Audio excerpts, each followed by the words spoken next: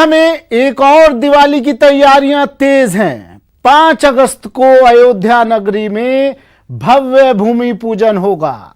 इससे पहले 3 और 4 अगस्त को पूरे अयोध्या को दीपों से रोशन करने की योजना है। यही नहीं, दुनिया के कोने कोने में बसे राम भक्त अपने अपने घरों और मंदिरों में एक साथ पूजा अर्चना और भजन कीर्तन करेंगे।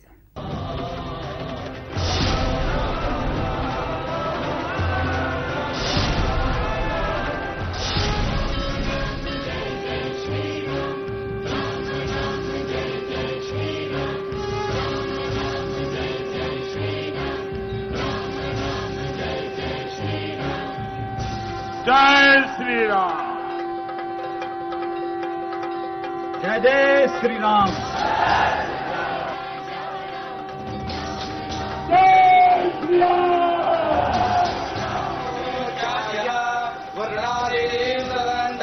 जय श्री राम, जय श्री राम, जय श्री राम।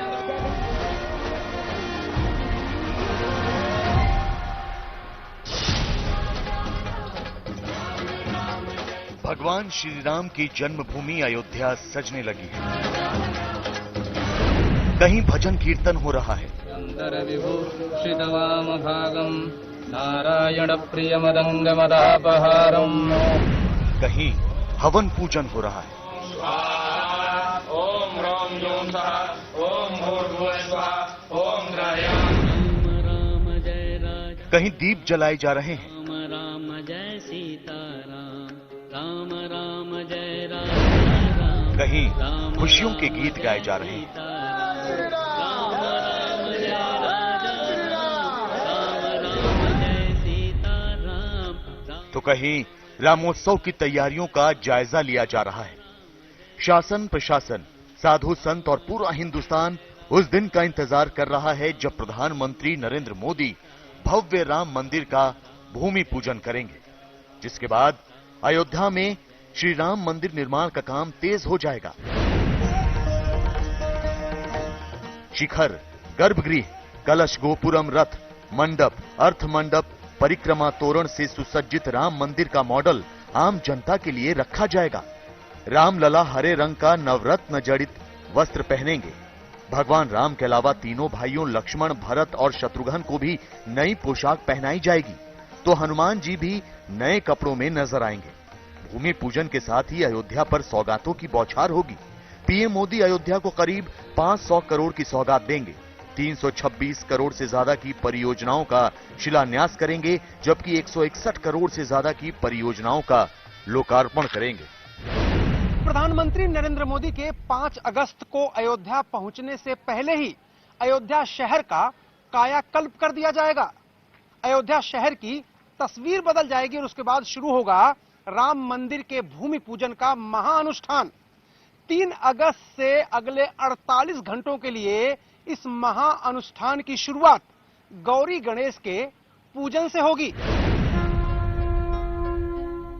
5 अगस्त को पीएम मोदी का हेलीकॉप्टर अयोध्या के साकेत महाविद्यालय में उतरेगा। करीब 11:30 बजे पीएम अयोध्या के राम मंदिर परिसर में आएंगे। 1 घंटे के भूमि पूजन के कार्यक्रम के बाद पीएम का संबोधन होगा। लेकिन आपको बता दें कि उससे 2 दिन पहले से ही भगवान के भूमि पूजन का महाअनुष्ठान शुरू हो जाएगा। न्यूज 18 को मिली एक्सक्लूसिव जानकारी के मुताबिक 3 अगस्त को सुबह 8 बजे से भूमि पूजन का अनुष्ठान शुरू होगा। 11 पंडित ये अनुष्ठान कराएंगे, जिनमें पहले दिन यानी 3 अगस्त को गणपति पूजा होगी। इसके बाद 4 अगस्त को रामार्चा होगा, जिसमें 11 विद्वान पंडित 6-6 घंटे पूजा करेंगे। 5 अगस्त को सुबह 8 बजे पीएम मोदी के आने से पहले ही वैदिक पूजा शुरू हो जाएगी। फिर प्रधानमंत्री के पहुंचने पर भूमि पूजन का कार्यक्रम शुरू होगा। इसमें कच्छप और शेषनाग की भी पूजा होगी और नींव में दोनों की चांदी की मूर्ति स्थापित की जाएगी। कांस्य के कलश में पंचधातु, पंचरत्न, हीरा, पन्ना, माणिक, मोती और मूंगा भी होगा। समस्त तीर्थों की मिट्टी होगी और सभी नदियों का पानी होगा। इसके अलावा भूमि पूजन में समुद्र का जल, गौशाला और अश्वशाला की मिट्टी भी होगी। राम जन्मभूमि मंदिर परिसर में जो ट्रस्ट है उसके माध्यम से तैयारी होनी, वो सरकार का पार्ट नहीं है। क्योंकि माननीय प्रधानमंत्री जी आ रहे हैं तो उनके आगमन के अवसर पर तमाम जो सुरक्षा आदि की दृष्टि से व्यवस्थाएं वो की जाएंगी। लेकिन ट्रस्ट की सारी योजनाएं हैं और हम भी एक राम भक्त के नाते इस कार्यक्रम में शामिल होने का कार्यक्रम करेंगे। और अयोध्या जी इस समय ही नहीं बल्कि मैं कहूं कि अयोध्यानाथ जी के प्रति, राम जी के प्रति जो आस्था श्रद्धा रखने वाले देश और दुनिया में राम भक्त बैठे हैं वह सब भी इस समय बहुत खुश हैं। और कोई हमारा जो विरोधी अभी तक कहीं पर भी बैठते थे तो कहते थे कि रामलला हम आएंगे, मंदिर वहीं बनाएंगे, तारीख नहीं बताएंगे, तो उनको तारीख बता दी गई। पिछले साल नवंबर में अयोध्या के ऐतिहासिक राम जन्मभूमि बाबरी मस्जिद विवाद का सुप्रीम कोर्ट से फैसला आया और अब राम मंदिर निर्माण का काम रफ्तार पकड़ने वाला है। अयोध्या में बनने वाला ये राम मंदिर कई मामलों में स्थापत्य कला का बेजोड़ नमूना होगा। भविष्य में मंदिर पर कोई आंच ना आए इसलिए इसकी मजबूती पर खास ध्यान दिया जा रहा है। रूपरेखा और बनावट में तमाम तरह के बदलावों के बाद श्री राम का ये भव्य मंदिर भविष्य में 1000 साल तक गौरव का एहसास कराता रहेगा। बड़े से बड़ा भूकंप मंदिर का बाल भी बांका नहीं कर पाएगा। भव्य राम मंदिर का डिजाइन रिक्टर स्केल पर 8 से 10 तक तीव्रता वाला भूकंप आसानी से झेल जाएगा, जिसके लिए 200 फीट की खुदाई कर मिट्टी का परीक्षण किया गया है। प्रस्तावित राम मंदिर उत्तर भारत की प्रचलित शैली नागर के तहत बनाया जाएगा। उत्तर प्रदेश, गुजरात, राजस्थान, दिल्ली, पंजाब, हिमाचल प्रदेश और जम्मू में स्थापित सभी मंदिर इसी शैली के हैं। उत्तर भारत में भगवान के सबसे ऊंचे दर्जे को ध्यान में रखते हुए राम मंदिर में भगवान का वास स्थल भव्य बनाया जाएगा, जबकि प्रवेश द्वार छोटा होगा।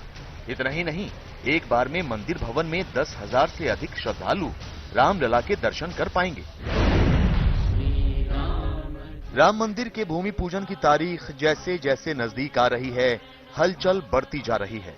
भूमि पूजन के लिए पवित्र नदियों का जल और तीर्थ स्थलों की पवित्र मिट्टी लाने का सिलसिला भी शुरू हो गया है। अयोध्या में राम मंदिर भूमि पूजन के लिए बद्रीनाथ धाम से विश्व हिंदू परिषद के कार्यकर्ता बद्रीनाथ धाम की मिट्टी और अलकनंदा नदी का जल लेकर अयोध्या के लिए रवाना हो गए, तो बाकी जगहों से भी मिट्टी और जल पहुंचाया जाने लगा है। सरयू नदी के तट पर रामोत्सव की तैयारियां जोर शोर से चल रही हैं। श्री राम जय राम जय जय राम। मंगल भवन अमंगलहारी, रामनगरी में अद्भुत तैयारी। जी हां, पूरे जोर शोर से तैयारियां चल रही हैं। मौका ही ऐतिहासिक है। अब चलिए आपको बताते हैं राम तिलक के लिए कैसा है शुभ घड़ी का योग। राम राम जय राजा राम, राम राम जय सीता राम, दशरथ नंदन राजा राम, असुर निकंदन सीता राम। राम राम जय राजा राम, रघुपति राघव राजा राम, राम राम जय राजा राम, राम राम जय सीता राम। भूमि पूजन से पहले ही अयोध्या में जश्न का माहौल है। अयोध्या में भव्य दीपावली मनाने की तैयारी पूरी है। श्रद्धालु अपने आराध्य के मंदिर निर्माण की खुशी रोक नहीं पा रहे। अयोध्या का कायाकल्प हो रहा है। श्री राम के रंग में अयोध्या रंगी जा रही है। तो 5 अगस्त को त्रेता युग वाली अयोध्या के दिव्य दर्शन होने वाले हैं। अयोध्या के लिए घड़ी कितनी ऐतिहासिक है, कितनी अलौकिक है, कितनी अद्भुत है, इसका अंदाजा इन तस्वीरों को देखकर लगाया जा सकता है। सज रही अयोध्या के दिव्य दर्शन होने जा रहे हैं, तो भूमि पूजन को लेकर अयोध्या में तैयारियां ऐसी हो रही हैं कि पूरे प्रशासनिक अमले ने दिन और रात एक कर दिया है।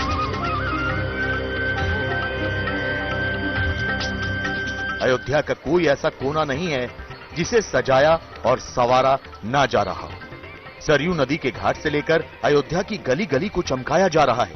सूत्र बताते हैं कि अयोध्या में 5 अगस्त को जिस भूमि पूजन का आयोजन हो रहा है उसमें कोरोना प्रोटोकॉल का खास ख्याल रखते हुए पीएम मोदी के अलावा सिर्फ 200 लोगों को न्योता दिया गया है। इनमें 50 साधु संत, 50 अधिकारी और नेता, वीएचपी और न्यास के 50 मेहमानों के अलावा देश के 50 गणमान्य लोग शामिल होंगे।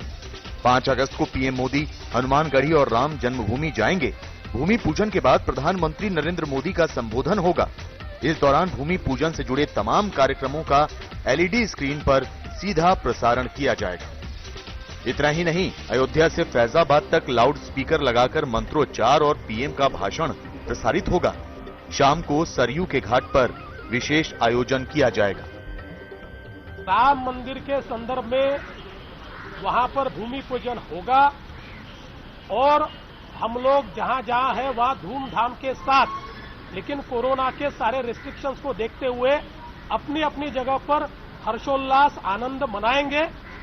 करोड़ों करोड़ों हमारे जो हिंदू हैं और जो प्रभु श्री राम को मानने वाले लोग हैं, इनकी मनोकामना पूरी हो रही है।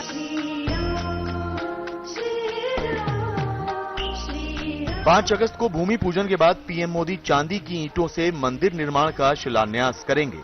ये 5 चांदी की ईंटें अयोध्या पहुंच गई हैं। ये शुद्ध चांदी की 22.6 किलोग्राम वजनी ईंट है। चांदी की आज की कीमत के हिसाब से देखें तो इनमें से एक ईंट की कीमत करीब 15,59,000 है। चांदी की ये ईंटें जिस शुभ मुहूर्त में रखी जाएंगी उसके बारे में भी आपके लिए जानना बेहद जरूरी है। तो आपको बता दें कि भारत में हर काम का मुहूर्त श्री राम के जन्म की घड़ी से निकाला जाता है। ऐसा इसलिए क्योंकि श्री राम का जन्म अभिजीत मुहूर्त में हुआ था। वही अभिजीत मुहूर्त जिसमें शुरू हुए काम में विजय जरूर मिलती है। अभिजीत मुहूर्त दिन के बिल्कुल मध्य का समय होता है, यानी ऐसा समय जिससे पहले सूर्योदय और जिसके बाद सूर्यास्त तक का समय एकदम बराबर हो। ऐसे ही समय राम मंदिर की आधारशिला रखी जाएगी। आमतौर पर अभिजीत मुहूर्त गर्मियों में करीब 50 मिनट का होता है, लेकिन राम मंदिर की आधारशिला रखने के लिए केवल 32 सेकंड का वक्त चुना गया है। ऐसे 32 सेकंड जो ज्योतिष विज्ञान के मुताबिक सबसे शुभ होंगे। ये वक्त बुधवार 5 अगस्त को दोपहर 12:15 और 15 सेकंड से शुरू होगा और 12:15 47 सेकंड पर खत्म हो जाएगा। घड़ी की सबसे तेज चलने वाली सुई एक चक्कर भी पूरा नहीं लगा पाएगी और प्रधानमंत्री चांदी की 5 ईंटें मंदिर की नींव में रख चुके होंगे। इन 32 सेकंड के दौरान समस्त ऊर्जाएं अयोध्या नगरी पर मंगल बरसा रही होंगी। चंद्रमा इस दौरान शनि की कुंभ राशि में शतभिषा नक्षत्र में 8 डिग्री पर होगा। शतभिषा नक्षत्र को राहु का नक्षत्र माना जाता है। सूर्य इस दौरान चंद्रमा की कर्क राशि में अश्लेषा नक्षत्र में 19 डिग्री पर होगा। अश्लेषा नक्षत्र को बुध का नक्षत्र माना जाता है। सूर्य और चंद्रमा में दूरी करीब 200 डिग्री की होगी। इस दूरी का मतलब ज्योतिष में यह भी माना जाता है कि चंद्रमा को सूर्य से पूरी ऊर्जा मिल रही है और इतनी दूरी होने पर कृष्ण पक्ष के मायने खत्म हो जाते हैं। सबसे अहम बात यह है कि इस दौरान तुला लग्न होगा, जिसे स्थायी लग्न माना जाता है, यानी ऐसा लग्न जिसमें होने वाले काम और बनने वाली इमारतें स्थायी रहती हैं।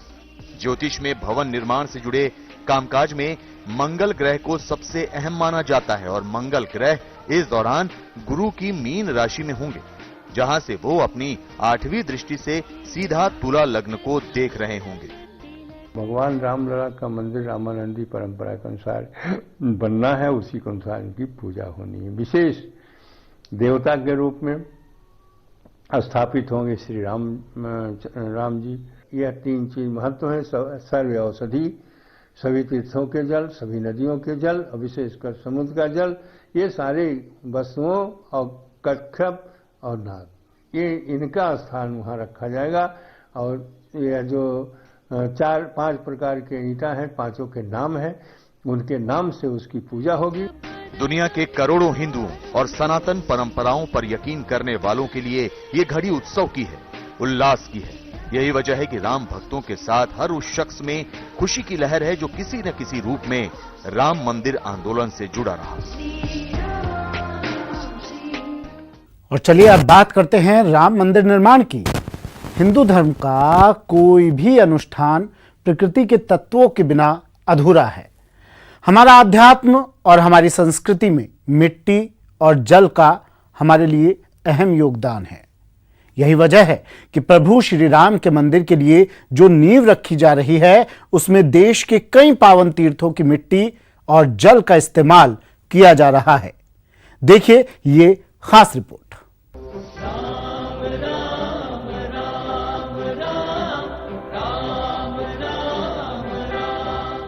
त्रेता युग की अयोध्या,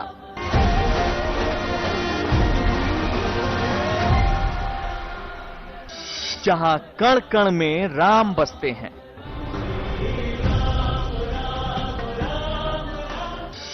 वही राम जो करोड़ों की आस्था का केंद्र है।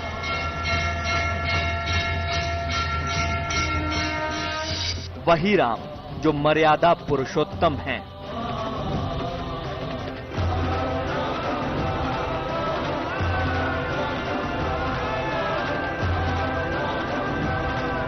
सरयू नदी के किनारे पर बसी ये वही अयोध्या नगरी है जहां प्रभु श्री राम ने त्रेता युग में जन्म लिया था।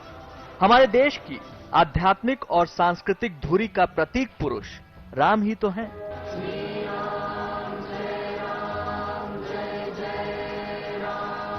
यही वजह है राम मंदिर के भूमि पूजन ने एक बार फिर राम भक्तों को खुशियों का खजाना दिया है।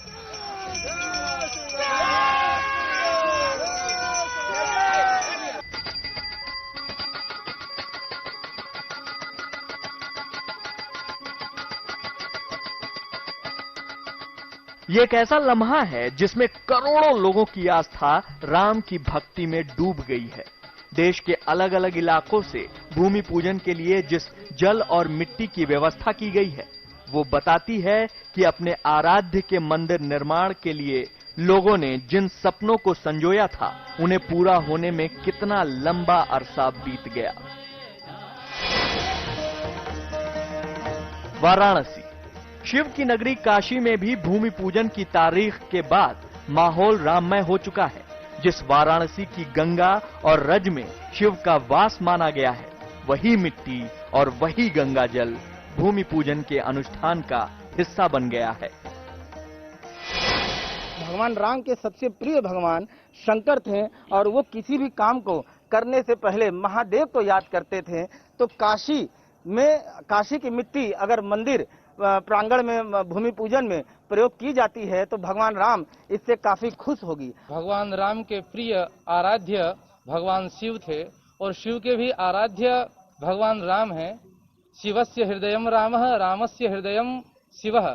दोनों एक दूसरे के पूरक हैं, दोनों एक दूसरे के आराध्य हैं। इस निमित्त गंगा सेवा निधि यहाँ की मिट्टी को, जिसमें कण कण में शिव का वास माना जाता है, इस काशी के मिट्टी को, गंगा के मिट्टी को अयोध्या तक पहुँचाने की कार्य कर रही है। पटना, अयोध्या में भूमि पूजन का बिहार से भी गहरा रिश्ता जुड़ गया है। यहाँ के 101 तीर्थ स्थलों, नदियों के जल और मिट्टी का इस्तेमाल भूमि पूजन में अर्पित हो रहा है। यही वजह है कि विश्व हिंदू परिषद के कार्यकर्ताओं में जबरदस्त उत्साह है। 500 वर्षों के लंबे संघर्ष के पश्चात संपूर्ण हिंदू समाज ने एक जो विजय प्राप्त किया है सुप्रीम कोर्ट के माध्यम से, उसका उत्साह मनाने का, उसका उमंग मनाने का भी समय आया है। बिहार में जिन जगहों की मिट्टी को इस पावन कार्य के लिए चुना गया है उनमें पुरैना धाम सीतामढ़ी, विश्वामित्र आश्रम बक्सर, अहिल्या स्थान दरभंगा, सिंहेश्वर स्थान मधेपुरा जैसी कई पवित्र जगहें शामिल हैं। इतना ही नहीं, बिहार में बहने वाली कई नदियों का जल भी भूमि पूजन के लिए इकट्ठा किया गया है, जिनमें गंगा, कोसी, गंडक, बागमती, कमला और फल्गु जैसी नदियां शामिल हैं। इन नदियों के पानी के अलावा इनकी रेत भी भूमि पूजन में हिस्सेदार बन रही है। गंगा जल है, ये रानी घाट जहां विश्व हिंदू परिषद का कार्यालय है, वहां ये जल उठाया गया है और इसे भेजा जाएगा अयोध्या। 26 तारीख को तारीख तय की गई है कि तमाम जो वस्तु है, तमाम जो मिट्टी है, जो वस्तुएं होंगी, उसे बाई पोस्ट भेजा जाएगा अयोध्या। किसी भी अनुष्ठान में संगम के जल की भूमिका को बड़ा माना गया है। दो नदियों का एक होना उनकी आध्यात्मिक पवित्रता को और बढ़ा देता है। यही वजह है कि जमशेदपुर के सोनारी में मौजूद दो मुहानी नदी के पानी को भी भूमि पूजन के लिए चुना गया। दो मुहानी नदी के बारे में कहा जाता है कि ये स्वर्ण रेखा और खरकाई नदियों का संगम है। यही वजह है कि इस नदी की मिट्टी और यहाँ के जल को भूमि पूजन के लिए शामिल किया गया है। ये जल से माँ भारती का अलंकार किया जाएगा, इसका पूजन किया जाएगा। अयोध्या में भूमि पूजन की तारीख एक लंबे इंतजार के बाद आई है। ये एक ऐसी पावन घड़ी है जब हर कोई अपने अपने स्तर पर भूमि पूजन का हिस्सेदार बनना चाहता है। ये एक बड़ा कारण है कि भूमि पूजन को भव्य से भव्यतम बनाने के लिए प्रभु श्री राम के भक्तों ने दिन रात एक कर दिया है। रायपुर, छत्तीसगढ़ के रायपुर जिले के रहने वाले गौ सेवक फैज खान भी उन्हीं लोगों में से एक हैं जिन्होंने भूमि पूजन में शामिल होने के लिए अयोध्या तक 750 किलोमीटर की दूरी को पैदल तय करने की जिद ठान ली। मंशा है कि प्रभु श्री राम के मंदिर के लिए जो भूमि पूजन किया जा रहा है उसमें प्रभु श्री राम के ननिहाल की इस मिट्टी को अर्पित किया जाए। भगवान श्री रामचंद्र जी का बहुप्रतीक्षित मंदिर 500 वर्षों की तपस्या अब वो पूर्ण होने जा रही है और 5 अगस्त को भगवान श्री रामचंद्र जी के मंदिर का शिलान्यास होने वाला है। छत्तीसगढ़ की इस पवित्र मिट्टी की एक आध्यात्मिक कहानी भी है जिसका सीधा जुड़ाव प्रभु श्री राम से ही है। यहाँ के चंदखुरी गांव को मां कौशल्या की जन्मभूमि माना जाता है। इस लिहाज से चंदखुरी प्रभु श्री राम की ननिहाल मानी जाती है। इतना ही नहीं, छत्तीसगढ़ के लोग माता कौशल्या को बहन मानते हैं। भगवान श्री रामचंद्र जी का ननिहाल दक्षिण कौशल, जो अभी छत्तीसगढ़ के नाम से जाना जाता है, माता कौशल्या यहीं की हैं और चंदखुरी में उनका जन्म स्थान है। वहां से हमने ये मिट्टी ली है माता कौशल्या के मंदिर से और पैदल चल रहे हैं और हम पहुंचेंगे अयोध्या, जहां शिलान्यास के दिन हम इसे भेंट अर्पित करेंगे। उज्जैन के महाकाल वन से मिट्टी के अलावा 12 ज्योतिर्लिंगों में से एक महाकाल मंदिर की भस्म भी नींव के पूजन में काम आएगी। उज्जैन से जुड़ी पौराणिक मान्यता ये भी है कि त्रेता युग में भगवान राम उज्जैन आए थे और शिप्रा नदी के घाट पर उन्होंने पूजा की थी, जिसे आज राम घाट के नाम से भी जाना जाता है। उज्जैन से नहीं अपितु 7 नगरियों से अयोध्या, मथुरा, माया, काशी, कांची, अवंतिका और पुरी, 7 नगरियों से कुछ न कुछ भूमि का दान वहां पहुंच रहा है। तो उज्जैन से भी हम लोग चाहते थे, मध्य प्रदेश से चाहते थे कि हर ज्योतिर्लिंग से भगवान श्री राम का रिश्ता रहा है। वो मर्यादा पुरुषोत्तम में जब उज्जैन भी आए थे तो उनके नाम से रामघाट बना, उन्होंने भगवान शंकर की पूजा की थी। और जब अश्वमेध महायज्ञ किया था तब माता शिप्रा का जल और कोटि तीर्थ का जल हनुमान जी यहाँ लेने आए थे। तो वो कर्ज हम उज्जैन वालों पर, भगवान शंकर पर बाकी है। अनुष्ठानों में जल और रज का अपना ही महत्व रहा है। ये महत्व तब और बढ़ जाता है जब इनका इस्तेमाल एक ऐसे भूमि पूजन के लिए किया जा रहा है जिसका इंतजार बीते 500 सालों से करोड़ों राम भक्त कर रहे थे। तो अयोध्या त्रेता युग वाली हमारी इस खास पेशकश में इतना ही। दीजिए इजाजत, नमस्कार।